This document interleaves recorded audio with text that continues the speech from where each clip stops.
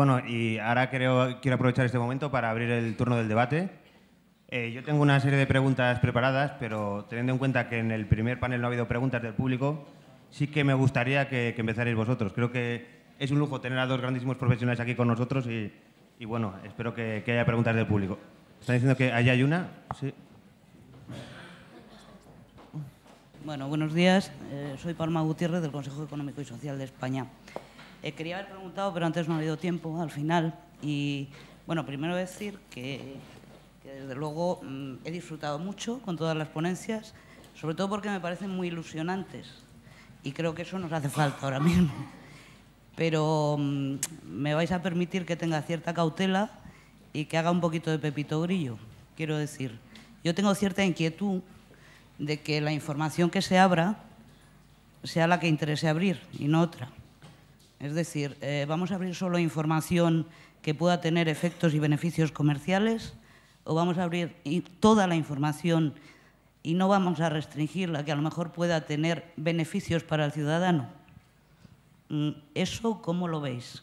¿Vamos a ganar a la censura política o nos va a ganar la censura política a nosotros? Sí, muy buena pregunta. Yo creo que, bueno, yo estoy contigo al 100% y sé por dónde vas y bueno... De información abierta de las administraciones públicas, sí. Por supuesto. Sí. No creo que haga falta que lo... No, sin duda. Y es cierto que se pretende hablar muchas veces del Open Data enfocado a eso, al crecimiento económico, al dar ese dato que va a ser útil para crear una aplicación que se pueda vender o se pueda hacer no sé qué con los datos realmente para buscar ese beneficio económico. Siempre se busca esa vertiente, quizás por el miedo a que el político diga, cuidado, a ver si voy a liberar una información que es sensible para mí o que me va a hacer daño o que el periodista no sé quién va a utilizar contra mí, ¿no? Puede ser es uno de los temores que tienen muchos de los políticos hoy en día y creo que, bueno, que se está viendo solventado, que realmente se empiezan a publicar datos de todo tipo, incluso los que son sensibles y bueno, que hasta ahora que se parecía impensable, ¿no? Pues, por ejemplo, no sé, un pequeño paso que realmente no es Open Data, pero sí va en pro de la transparencia. Cuando se publica el salario o el patrimonio de los altos cargos o de los políticos en España, ¿no? Todos los ministros, realmente aparece por ahí publicado todo ese patrimonio, todo ese salario que tienen todos los altos cargos, pero realmente no es Open Data. Sí es un mecanismo de transparencia, un mecanismo de, bueno, pues sí, somos también, nos ponemos la medalla de aperturistas y publicamos la información abiertamente, ¿no? Realmente no es Open Data porque no estamos dando ese dato en crudo para que alguien pueda hacer algo con ello. El periodista que hace una visualización para ponerlo después al día siguiente en la prensa, como en la primera página, se lo ha tenido que currar bastante, ha tenido que coger toda la información que aparecía por ahí en el PDF, lo ha tenido que copiar en una hoja de cálculo o algo similar y ha tenido que rehacer esos gráficos. Por lo tanto, queda todavía mucho camino por el que andar y sí que es cierto que existe bastante miedo a la hora de publicar ciertos datos. Y hay que centrarse, la pregunta tuya, hay que centrarse en todos los datos, no solo en los que van a generar crecimiento económico, sino también los que, bueno, pues que dan lugar a la otra pata, ¿no? La de transparencia, rendición de cuentas y demás. No sé si Felipe quieres... Bueno, muy brevemente estoy de acuerdo con lo que ha dicho Martín y también digamos que comparto cierta parte de tu escepticismo. Pero al menos desde el punto de vista de nuestro país, porque yo creo que es también una cuestión cultural o una cuestión casi de idiosincrasia, en el sentido de que hay muchos otros países que sí que están mucho más acostumbrados a esa parte de auditoría pública, ¿no? de los datos. Estoy pensando ahora mismo, por ejemplo, en el Reino Unido. Casi siempre, no sé por qué, dentro de la cultura anglosajona, pero puede que no tenga que ver. Pero el caso es que es cierto que aquí sí que existen más reticencias. Ahora bien, yo creo que son dos dimensiones de una misma cosa. Es decir, por un lado está el hecho de que los datos se publiquen, de que sean interoperables, de que los podamos reutilizar, y por otro lado es la intención de publicarlos. Entonces, estoy de acuerdo en que en esa intención de publicarlos todavía hay mucho que trabajar, aun cuando hoy día también ya tenemos un marco legislativo bastante concreto que incluso debería obligar, ¿no? O debería animar vivamente, por decirlo de alguna forma, a seguir ese camino o esa vía, pero todavía es cierto que queda bastante por recorrer.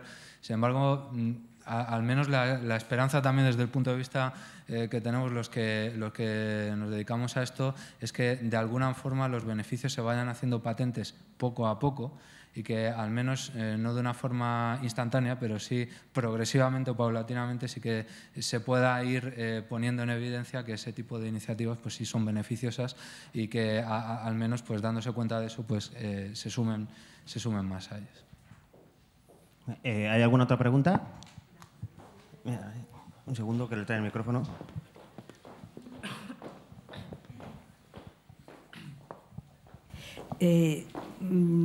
Quería preguntar en qué lugar queda el tema de la protección de datos, la ley de protección de datos, porque mientras son de monumentos, etcétera, etcétera, bien, pero la Administración maneja muchos datos personales de personas. Entonces, ahí incido en la pregunta anterior, ¿cómo queda? Sí, sin duda. Es algo fallo mío también, perdón, no haberlo comentado anteriormente, pero sí, estamos hablando de abrir datos, que la Administración abra todo tipo de datos que tenga, estamos hablando de todos, salvo pues, los datos de carácter personal y otros que sean que no se puedan, y simplemente por ley, sea por secreto estadístico, por temas de protección de datos, temas de seguridad nacional, pues existen ciertas leyes y cierta normativa que impiden pues, publicar todos los datos, ¿no? En el Real Decreto que desarrolla la Ley 37/2007 de reutilización de información del sector público, se habla de esos casos, especifica esos casos e incluso pues, propone soluciones para ciertos conjuntos de datos que estén sometidos a este tipo de problemas, como lo que puede ser la separación de los datos de carácter personal y publicar los datos sin hacer esa disociación de los datos de carácter personal, ¿no? Y otros muchos ejemplos de cómo se puede hacer esa publicación sin entrar en conflicto con esas leyes. Bueno, no sé si Felipe quieres aportar algo más. Poco más, en realidad, como ha dicho Martín, en Europa hay una legislación muy clara y afortunadamente, por lo menos desde mi punto de vista, mejor que sea así. Uno mira, por ejemplo, la situación que hay en Estados Unidos, donde los datos médicos son de la empresa que los recolecta y los datos de cualquier otro tipo son de la empresa que los recolecta. Es decir, que tus datos no son tuyos, sino que son de las empresas que los tratan y de las empresas que los recogen, cuando aquí en Europa, pues afortunadamente, ya digo, tenemos una legislación muy clara al respecto. Entonces, para mí, estoy completamente de acuerdo con Martín. Es compatible, es técnicamente viable, se realiza, se pueden anonimizar, se pueden disociar y, desde luego, la parte de utilidad no entra en ningún caso en conflicto con la parte de preservación de la intimidad o de la preservación de los derechos que reconoce la Ley de Protección de Datos de carácter personal. ¿Alguna otra pregunta? Sí, hola, buenos días y gracias a los dos. Han sido realmente interesantes las dos ponencias. Yo no pertenezco a esta tribu, no soy bibliotecaria, soy socióloga y he venido porque me interesa el tema que estamos tratando desde distintos puntos de vista. Estoy de acuerdo que hay una doble dimensión en el tema de los datos abiertos. Por un lado, la de la información, la política y la social, y la del negocio. Eso, lo que has apuntado muy bien, la mejor idea la tendrá otro. Las dos, en el momento que estamos, en el mundo en general y más en este país, tienen una importancia extrema, porque casi todos los negocios que están creciendo y que están influyendo en el crecimiento económico tienen una tremenda opacidad para el ciudadano. y también muchas de las decisiones que se están tomando en el nivel político revisten la misma opacidad. Yo, según estabais hablando, se me ha planteado una pregunta. Hay un tema muy candente en este momento, que es el de las tasas judiciales. Yo estoy colaborando con, no lo voy a llamar asociación, con grupos de ciudadanos que están haciendo cosas en relación a los productos tóxicos bancarios y tengo una sospecha. Creo que el mayor número de demandas que se están planteando en este momento en los tribunales son contra la banca. Imaginaros, es una hipótesis de trabajo, a lo mejor si tuviéramos acceso a ese dato o si es fácil tenerlo, pues resulta que no y que son por multas de tráfico. Qué casualidad, que es algo de lo que los medios están hablando cada vez más. Yo hago una reflexión. En este momento por Madrid hay una iniciativa de un ciudadano, un señor que se está moviendo con un autobús que dice 300 y pico sentencias contra Bankinter, voy a decir el banco. Se ha parado enfrente del periódico El País, El Mundo, el ABC. No sé si alguna habéis visto alguna noticia al respecto. Yo no la he visto. Para mí la noticia es esa, que haya una persona, un ciudadano, que se encadene enfrente de una sucursal, que haga eso y no salga. La segunda noticia es, ocurre este tema, se lanza lo de las tasas judiciales. La información que le llega al ciudadano es todo lo que estamos viendo en los medios, de las multas de tráfico. Qué casualidad que hablamos de las multas de tráfico cuando en este momento hay una cuestión de un gran impacto social que está teniendo un impacto tremendo en la economía familiar y de las pymes, familias que han sido arruinadas por las preferentes, por este producto, por el otro, y simplemente teniendo acceso al dato, como en las novelas de Agatha Christie, ¿quién se beneficia de esta medida?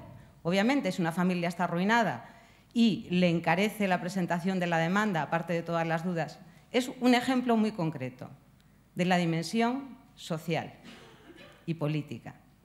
Por eso creo que es un tema importantísimo y aunque estemos en este contexto que supone que es de bibliotecas, pero habéis hecho conocimiento para la innovación.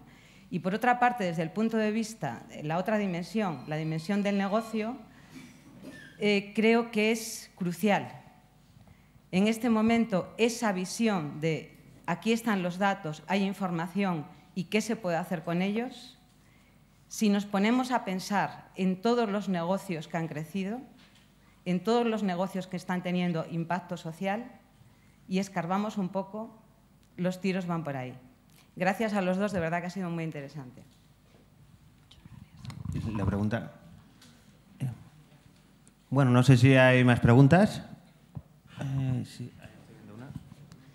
Sí, bueno, perdóname, voy a ser muy breve. En la primera pregunta, yo no quería trasladaros reticencia para nada. Lo que sí quiero trasladaros es preocupación. Y lanzo una cosa, pues no sé, para que se debata cuando sea.